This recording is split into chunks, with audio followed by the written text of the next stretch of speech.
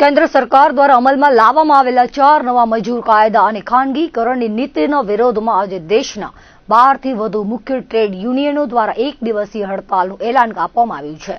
આ રાષ્ટ્રીય હડતાલમાં Gujarat bank workers union સહિત વીમા ક્ષેત્ર અને વિવિધ સરકારી કચેરીઓના કર્મચારીઓ જોડાઈને પોતાનો રોષ પ્રગટ કર્યો હતો। ગુજરાત બેંક વર્કર્સ યુનિયનના એડિશનલ ઓર્ગેનાઇઝેશન સેક્રેટરી નિલેશ મહેતાએ જણાવ્યું હતું કે સરકાર દ્વારા 29 જેટલા જૂના મજૂર કાયદાઓ રદ કરીને જે 4 નવા કાયદા બનાવવામાં આવ્યા છે તે મજૂરોના મૂળભૂત અધિકારો પર તરાપ સમાન છે। આ નવા કાયદામાં કામના કલાકો 8 થી વધારીને 12 કરવા, કાયમી ભરતીના બદલે ફિક્સ ટર્મ એપોઇન્ટમેન્ટ જેવી જોગવાઈઓનો સખત વિરોધ કરવામાં આવી રહ્યો છે। યુનિયનના હોદ્દેદારોએ વધુમાં ઉમેર્યું હતું કે સરકાર દ્વારા વીમા ક્ષેત્રમાં 100% એફડીઆઈ ની મંજૂરી અને જાહેર ક્ષેત્રની બેંકોનું ખાનગીકરણ કરવાનું પગલું સામાન્ય જનતા માટે નુકસાનકારક છે। રાષ્ટ્રીયકૃત બેંકો ગામડાના સામાન્ય નાગરિકોને સેવા આપે છે, જ્યારે ખાનગી બેંકોમાં સામાન્ય માણસ માટે ખાતું ખોલાવવું પણ મુશ્કેલ બનશે।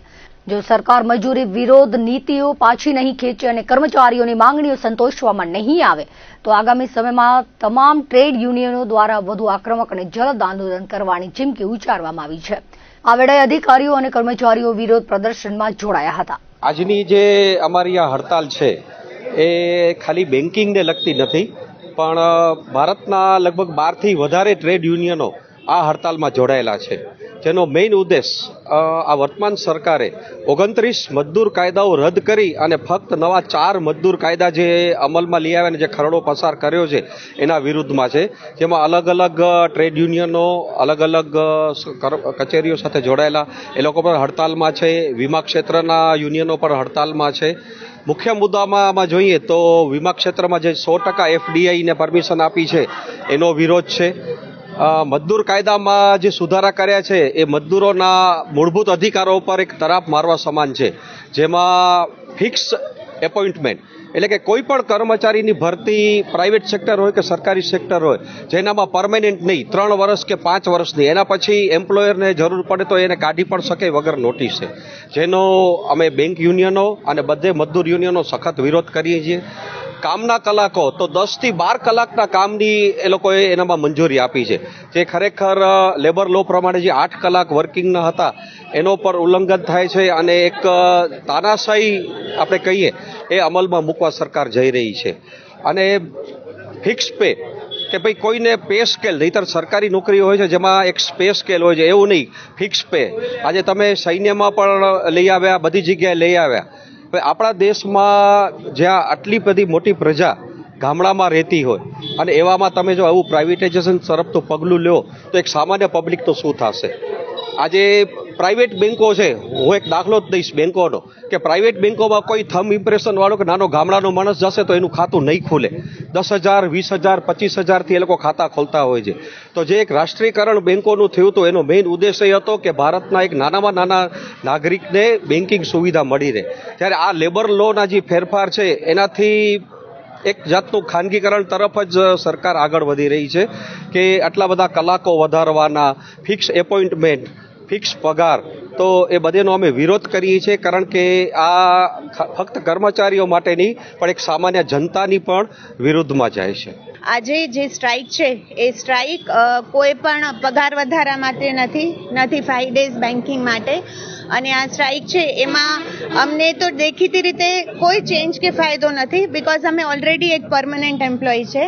આ જે સ્ટ્રાઇક છે એ એકચ્યુઅલી આવનારા યુથ માટેની છે, સ્પેશિયલી જે લેબર લો માટે ચેન્જ આવ્યું છે।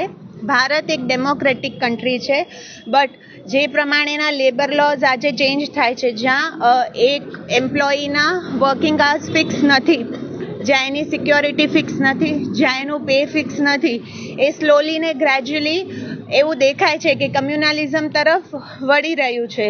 ક્યાંક જે બી લેબર લો આવે છે એ જનરલ પબ્લિક કરતાં એક ઇન્ડસ્ટ્રીયાલિસ્ટને વધારે ફાયદાકારક છે।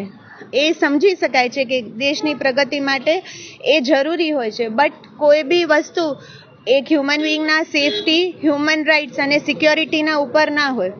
તો આઈ રિયલી રિક્વેસ્ટ, જેટલા પણ લોકોને એવું લાગે છે ને કે બેન્કર્સ છે એ લોકોના નાટક છે સ્ટ્રાઇક કરવાના, તો હું ફરીથી કહું, આજે અમને જેટલા લોકો છે એને કોઈને પગાર નહીં મળે અને તમારા બધાનું જે પણ કામ બાકી છે એ કાલે તો અમે આવવાના છીએ. એ તમે આવશો એટલે અમે બધું જ કરશું. કાલે અમે જે સમયે જઈએ છીએ એનાથી 2 કલાક લેટ જશું, કારણ કે 2 દિવસનું કામ સાથે કરશું. તો તમારી સાથે નોર્મલ પબ્લિક સાથે કોઈ ઇશ્યુ નથી. ગવર્મેન્ટ પોતાના ડિસિઝન લે છે, તો ત્યાં બિંગ અ હ્યુમન બિંગ જેને ખ્યાલ આવે છે કે આવનારા સમયમાં બહુ ખરાબ છે, તો એક જે વર્કર યુનિયન છે એ સાથે આવીને એક પડઘો પાડે છે કે પ્લીઝ તમે એવું ના કરો. તો એની માટે સૌથી અગત્યનું છે કે જાહેર જનતાને એ સમજમાં આવે. અને હજી પણ તમને એવું લાગે છે કે અમે બિલકુલ અનરિઝનેબલ હોઈએ, તો આઈ રિયલી વિશ કે તમે જુઓ કે લેબર લોમાં શું ફેરફાર આવ્યા છે. એક યુનિટને શટડાઉન કરવા માટેના નિયમોમાં ફેરફાર આવ્યા છે. પેન્શન ક્યારનું બંધ થઈ ગયું છે. આગળ કોઈ વ્યક્તિ આખી લાઈફ વર્ક કરે છે તો એને શું મળવાનો છે એ નક્કી નથી. સૌથી અગત્યની વસ્તુ છે, તમારી થાપણ બેંકમાં પડી છે. જો આવી રીતે સ્લોલી ને ગ્રેજ્યુઅલી નેશનલાઇઝેશન નીકળી જશે અને પ્રાઇવેટાઇઝેશન થશે, તો તમારા રૂપિયા શું બેંકમાં છે એ સેફ રહેશે? ખરેખર એ તમારા માટેની લડત છે જે અમે લડી રહ્યા છીએ. તો યુ અન્ડરસ્ટેન્ડ, તમે પણ સપોર્ટ આપો સોશિયલ મીડિયાનો, અને એટલીસ્ટ આપણે કહી શકીએ કે આવું નહીં ચાલે.